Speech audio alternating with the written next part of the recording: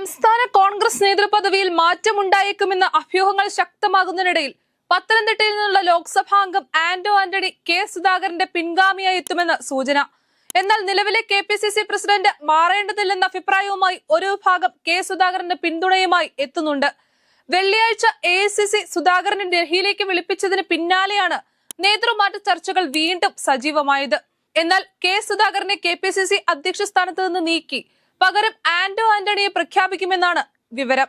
എന്നാൽ ഇക്കാര്യത്തിൽ അന്തിമ തീരുമാനം കോൺഗ്രസ് അധ്യക്ഷൻ മല്ലികാർജ്ജുൻ ഖാർഗെയ്ക്കും ലോക്സഭാ പ്രതിപക്ഷ നേതാവ് രാഹുൽ ഗാന്ധിക്കും നൽകിയിരിക്കുകയാണെന്നാണ് കോൺഗ്രസ് നേതാക്കൾ പറയുന്നത്. ക്രൈസ്തവ വിഭാഗത്തിൽ നിന്നുള്ള നേതാവ് കോൺഗ്രസ് അധ്യക്ഷ സ്ഥാനത്തേക്ക് വരണമെന്ന് പാർട്ടിക്കുള്ളിൽ പൊതു അഭിപ്രായമുണ്ടെന്ന വിലയിരുത്തലിന്റെ അടിസ്ഥാനത്തിലാണ് ആന്റോ ആന്റണിയിലേക്ക് നേതൃത്വം എത്തി നിൽക്കുന്നത്.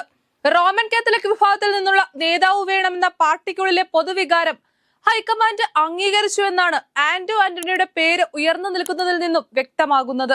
എന്നാൽ ഒരു ഘട്ടത്തിൽ ആന്റോ ആന്റണി, സണ്ണി ജോസഫ് എന്നിവരെ കൂടാതെ റോജി എം ജോൺ, മാത്യു കുഴൽനാടൻ, ബെന്നി ബെഹനാൻ എന്നീ പേരുകളും പരിഗണിച്ചിരുന്നു.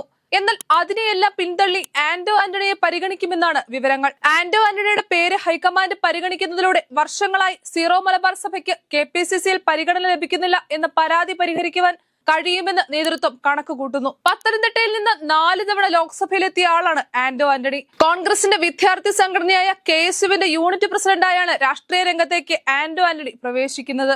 KSUവിന്റെ താലൂക്ക്, ജില്ലാ ജനറൽ സെക്രട്ടറി, ജില്ലാ പ്രസിഡന്റ്, ജില്ലാ വൈസ് പ്രസിഡന്റ്, ജില്ലാ ട്രഷറർ എന്നീ നിലകളിലും പ്രവർത്തിച്ച ആന്റോ ആന്റണി ബാലജന സഖ്യ സംസ്ഥാന വൈസ് പ്രസിഡന്റ് ആയിരുന്നു.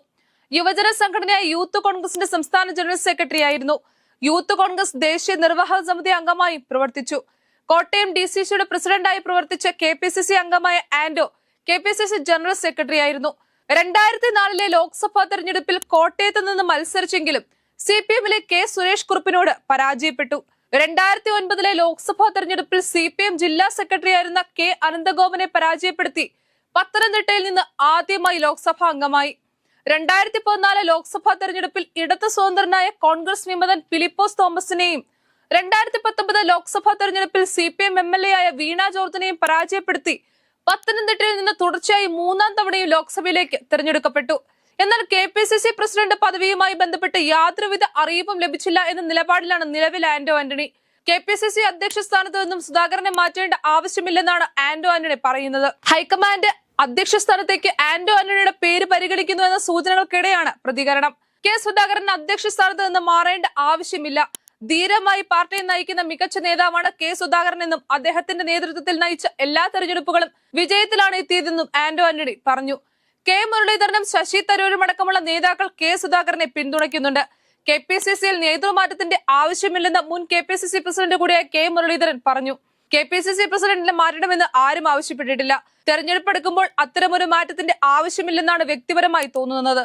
എന്നാൽ അവസാന വാക്ക് ഹൈക്കമാൻഡിന്റേതാണ്. എന്നാൽ ചുമതലയേൽക്കുന്നയാൾ കേരളത്തിലുടനീളമുള്ള കോൺഗ്രസ് പ്രവർത്തകർക്ക് തിരിച്ചറിയാൻ കഴിയുന്ന ഫോട്ടോയെങ്കിലുമുള്ള നേതാവായിരിക്കണമെന്നും മുരളീധരൻ കൂട്ടിച്ചേർത്തു. എന്തായാലും ഔദ്യോഗിക തീരുമാനത്തിനായി കാത്തിരിക്കുകയാണ് കോൺഗ്രസ് നേതൃത്വവും പാർട്ടി പ്രവർത്തകരും അതുപോലെ പൊതുസമൂഹവും.